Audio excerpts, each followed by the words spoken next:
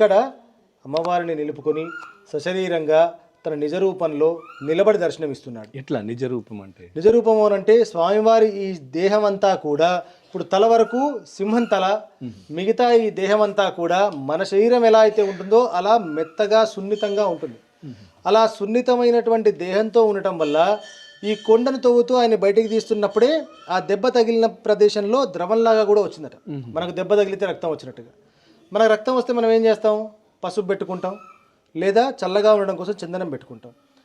అదేవిధంగా భగవంతుడైనా సరే బాధ తగ్గించాలనే ఉద్దేశంతో పసుపు చందనం నాభిలో పెట్టి ఆ ద్రవంతో కలిసినటువంటి ఆ ప్రసాదాన్ని నాభి చందన ప్రసాదంగా సంతానానికి, వివాహానికి అంటే పిల్లలు కలగడం కోసం, పెళ్ళిళ్ళు జరగడం కోసం, గ్రహదోషాలకి, నక్షత్ర దోషాలకి, గ్రహణాల్లో జన్మించిన వారికి, గ్రహదోషాలు నక్షత్ర దోషాలు అంటే మనకు 9 గ్రహాలు 20 నక్షత్రాలు ఉంటాయి. అంటే మళ్ళీ చాలా లక్షల కోట్ల నక్షత్రాలు ఉన్నాయి కదండి అని చెప్పి అడిగే వాళ్ళు అడుగుతారు. అంటే మనకు శాస్త్రం చెప్పింది మాత్రం గ్రహాలు 9, నక్షత్రాలు 27.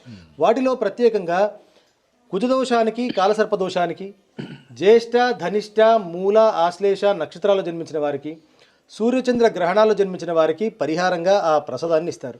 దానికి ప్రత్యేకమైన పూజా విధానం ఉంటుంది. ఎవరైతే ఆ ప్రసాదం కోసం వచ్చి ఉంటారో వాళ్ళని కూర్చోబెట్టి వాళ్ళ గోత్రనామాలతో సంకల్పం చేసి వాళ్లకు స్వామివారి సాలగ్రామ తీర్థంతో శుద్ధి చేసిన తర్వాత స్వామివారి మూలమంత్రం చెప్తూ మంత్రోపదేశంతో ఆ ప్రసాదాన్ని ఇక్కడ తీర్థంతో పాటుగా వేస్తాం.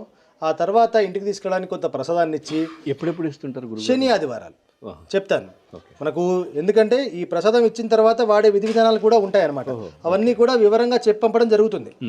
అయితే ఈ ప్రసాదాన్ని ప్రత్యేకంగా మనకు శని ఆదివారాల్లో ఇవ్వడం జరుగుతుంది. ఎందుకంటే ఇక్కడ శని ఆదివారాలు స్వామివారికి అభిషేకం ఉంటుంది. అది కూడా ప్రత్యేకంగా నువ్వుల నూనెతో చేస్తారు. తిల తైలాభిషేకం అంటాం.